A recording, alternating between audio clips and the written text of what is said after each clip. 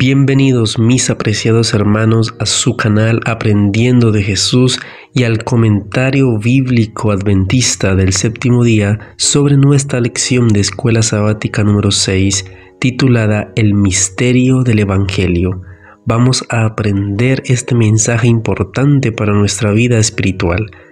Les invitamos a que se suscriban a nuestro canal, que compartan este video, que le den like para que muchas más personas puedan conocer del amor de Jesús, y les agradecemos por ser parte de esta familia de Aprendiendo de Jesús.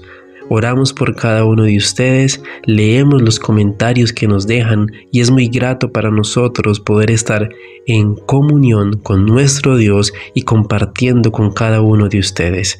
Vamos a orar para que sea el Dios del cielo quien nos dé su bendición a iniciar. Padre Santo que estás en el cielo, gracias te damos, oh Dios, por tus bendiciones y cuidados. En este momento que vamos a estudiar tu palabra, pedimos tu bendición, tu sabiduría y que nos acompañes en cada momento, Padre Celestial. Sabes y conoces, oh Dios, cada petición de los hermanos que han dejado su comentario. Los ponemos en tus manos de amor para que puedan ser contestadas conforme a tu santa y divina voluntad. En Jesús, amén. Apresuremos el regreso del Señor, porque el Señor ejecutará su sentencia sobre la tierra en justicia y con prontitud. Romanos 9:28. En la profecía referente a la destrucción de Jerusalén, Cristo dijo: «Y por haberse multiplicado la maldad, el amor de muchos se enfriará. Mas el que persevere hasta el fin, éste será salvo, y será predicado este evangelio del reino a todo el mundo, para testimonio a todas las naciones, y entonces vendrá el fin». Esta profecía volverá a cumplirse. La abundante iniquidad de aquel día halla su contraparte en esta generación. Lo mismo ocurre con la predicción referente a la predicación del evangelio. Antes de la caída de Jerusalén, Pablo escribió bajo la inspiración del Espíritu Santo. Declaró que el Evangelio había sido predicado a toda criatura que está debajo del cielo. Así también ahora, antes de la venida del Hijo del Hombre, el Evangelio eterno ha de ser predicado a toda nación, tribu, lengua y pueblo. Dios ha establecido un día en el cual juzgará a todo el mundo. Cristo nos dice cuándo ha de iniciarse ese día. No afirma que todo el mundo se convertirá, sino que será predicado este evangelio del reino en todo el mundo, para testimonio a todas las naciones, y entonces vendrá el fin. Mediante la proclamación del evangelio al mundo, está a nuestro alcance apresurar la venida de nuestro Señor. No solo hemos de esperar la venida del día de Dios, sino apresurarla. Si la Iglesia de Cristo hubiese hecho su obra como el Señor le ordenaba, todo el mundo habría sido ya amonestado, y el Señor Jesús habría venido a nuestra tierra con poder y grande gloria. La incredulidad, la mundanalidad, la falta de consagración y las contiendas entre el profeso pueblo de Dios nos han mantenido en este mundo de pecado y tristeza tantos años. Tal vez tengamos que permanecer aquí en este mundo muchos años más debido a la insubordinación, como le sucedió a los hijos de Israel, pero con amor de Cristo y su amor, su pueblo no debe añadir pecado sobre pecado culpando a Dios de las consecuencias de su propia conducta errónea. El comentario bíblico adventista sobre Efesios 3 nos dice, este es el texto principal de la lección para esta semana. Por esta causa, esta frase evidentemente se refiere a las declaraciones inmediatamente anteriores relacionadas con los gentiles, quienes no solo no son ya más extranjeros ni advenedizos, sino que forman parte de la edificación del templo santo en el Señor, y desde un punto de vista más general, están incluidos en el propósito del plan de salvación. De esta manera, Pablo dirige con mucho tacto la atención de sus oyentes hacia asuntos de gran importancia que desea presentar. Yo, Pablo. El énfasis se debe indudablemente a las siguientes declaraciones concernientes a la gran comisión que Pablo recibió del Señor. El apóstol está asombrado porque es un instrumento de Dios en la proclamación de la gran obra de redención, la cual he descrito en los 2 primeros capítulos. Prisionero. Respecto al encarcelamiento de Pablo en esta oportunidad, Pablo a menudo se refería a sus prisiones. Lo hace 3 veces en esta epístola. Es mejor estar encarcelado por una buena causa que estar libre sin cumplir el deber ni estar a la altura de los privilegios recibidos. Versículo 2. Si es que habéis oído.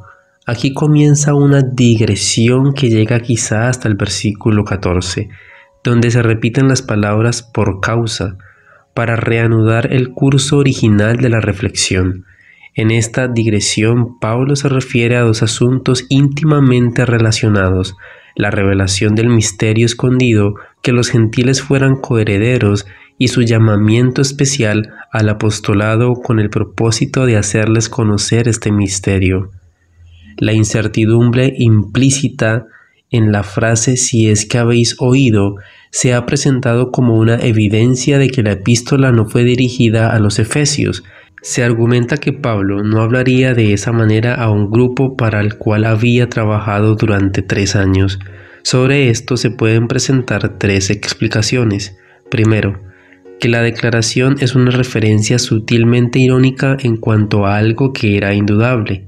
Segundo, que la epístola tenía el propósito de servir no solo para los efesios, sino también para las iglesias de Asia en general.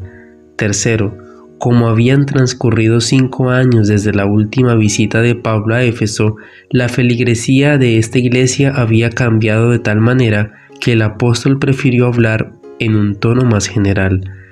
Daba por sentado que los nuevos miembros habían escuchado lo que había dicho a los miembros antiguos.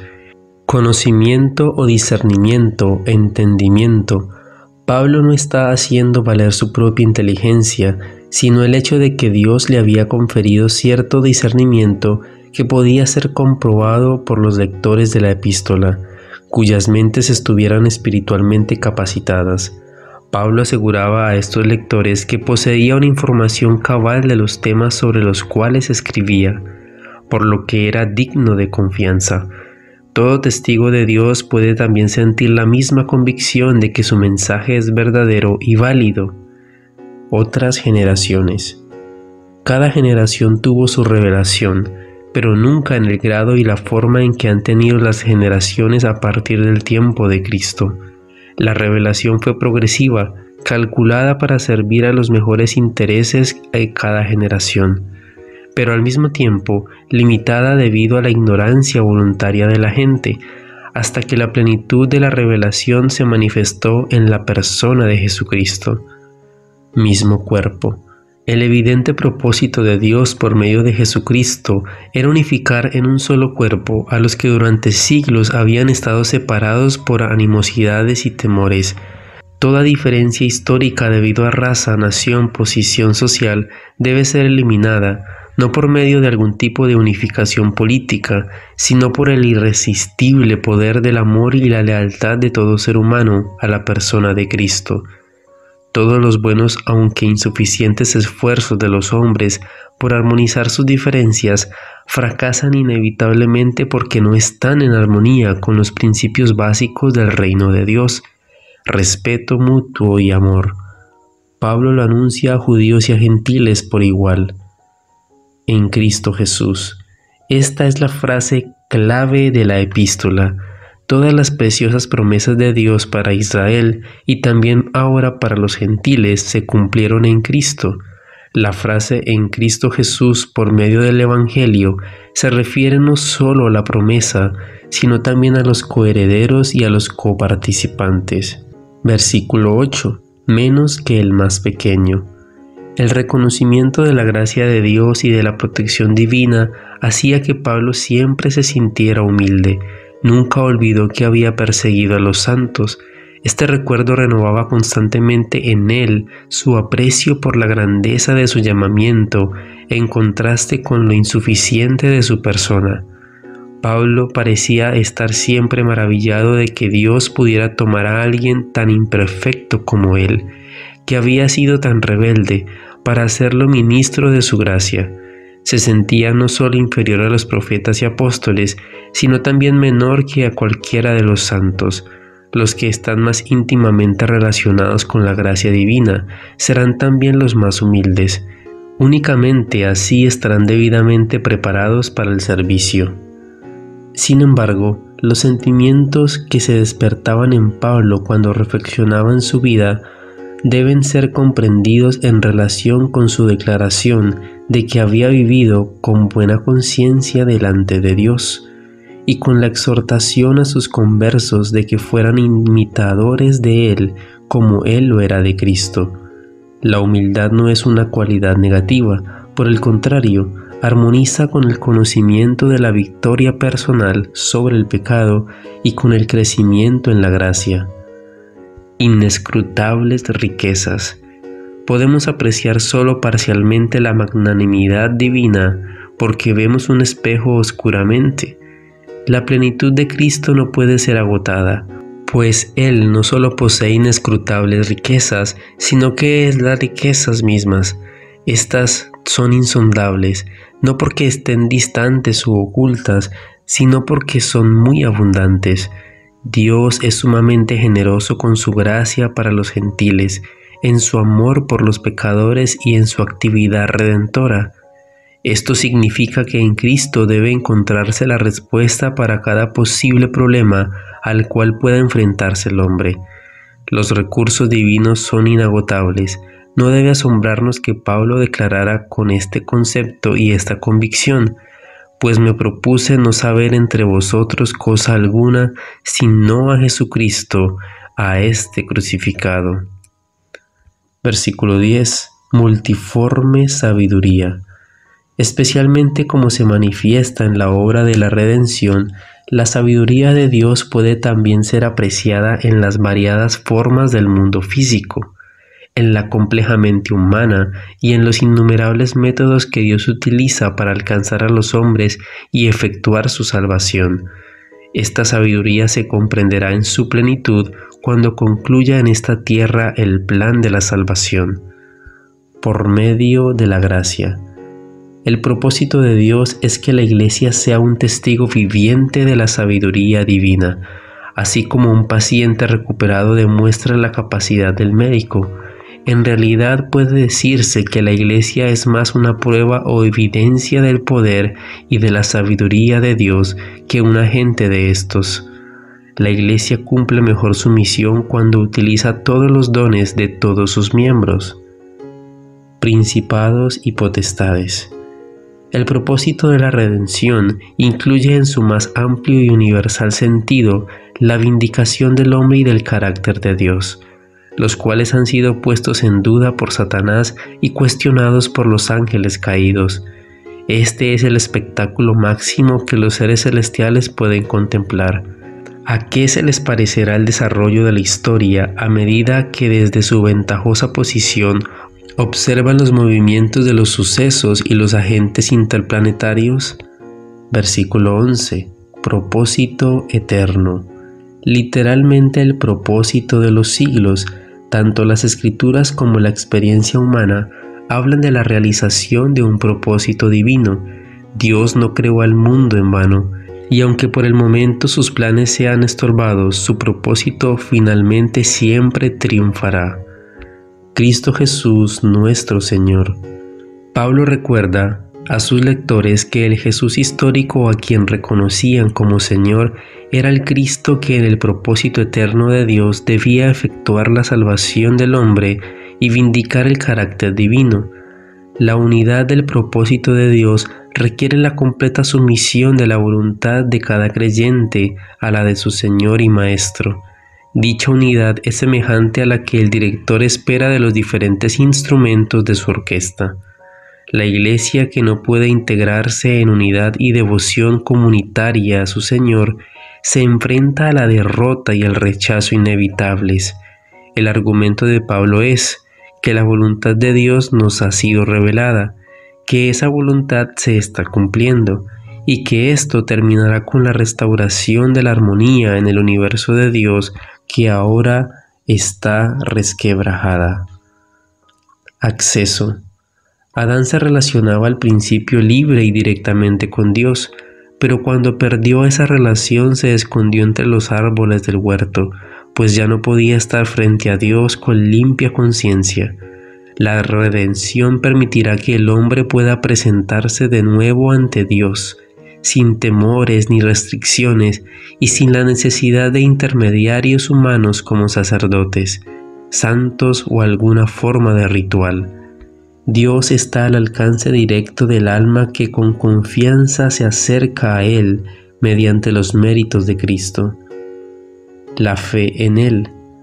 Primero nos acercamos a Dios por medio de la fe, y luego vivimos por fe la vida a la cual hemos sido llamados. Solo podemos acercarnos a Dios confiadamente y con seguridad si aceptamos a Cristo como nuestro mediador. Él es el único que ha pasado por sobre el abismo que separó al hombre de Dios desde la entrada del pecado. Isaías 59, 1 y 2.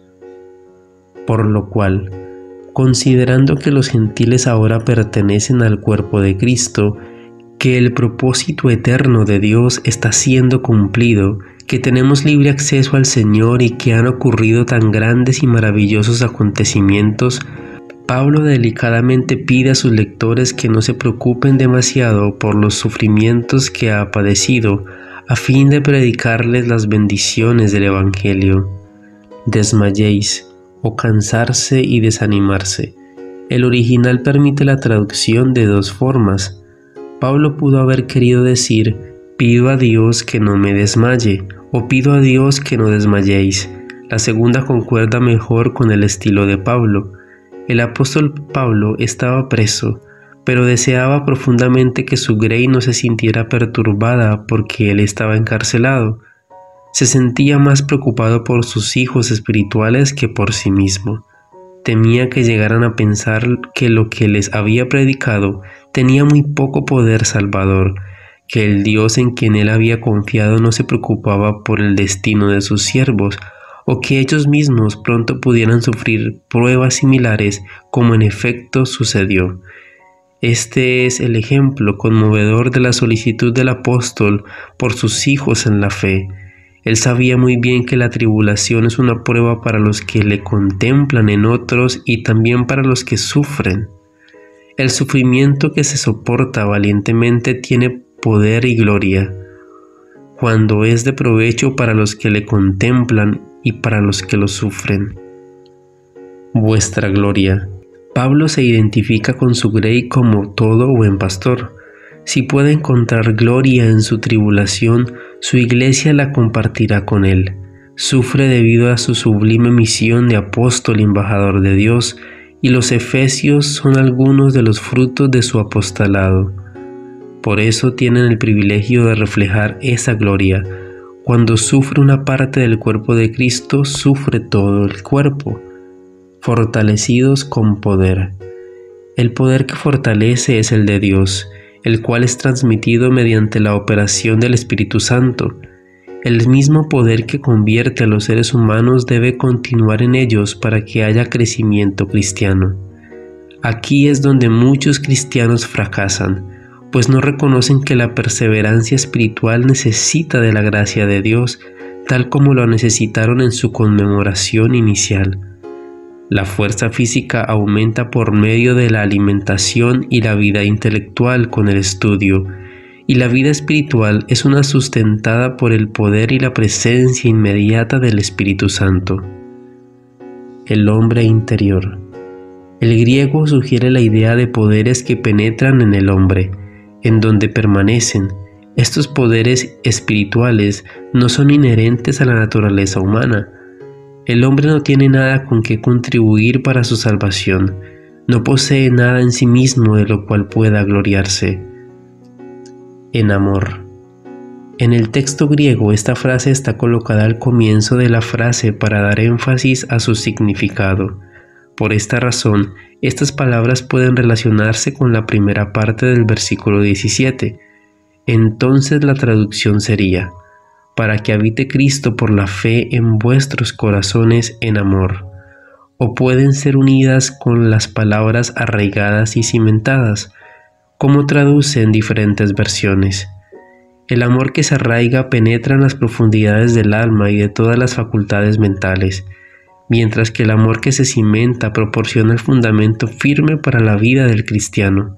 Contra tal clase de amor no hay argumento, pues no hay nada mejor que él. El amor surge de la experiencia personal del hombre con Cristo, se convierte en la raíz y el cimiento de la unidad entre Dios y el hombre, y entre el hombre y su prójimo. Plenitud de Dios. Llegamos ahora al glorioso clímax de la obra de Cristo en nosotros. La Iglesia como vaso escogido debe ser llenada hasta el borde con la gracia celestial para que sus miembros reflejen algo de la plenitud de Dios. Pablo está presentando la más elevada concepción posible de la naturaleza humana y de sus habilidades de crecimiento en la gracia. El hombre fue creado a imagen y semejanza de Dios. Se le confirieron facultades de desarrollo y el elevado privilegio de llegar a ser participante de la naturaleza divina. Las bendiciones de Dios no son llenar plenamente con poder espiritual los lugares vacíos del alma humana, ya que la plenitud de Dios puede ser encontrada realmente solo en Cristo.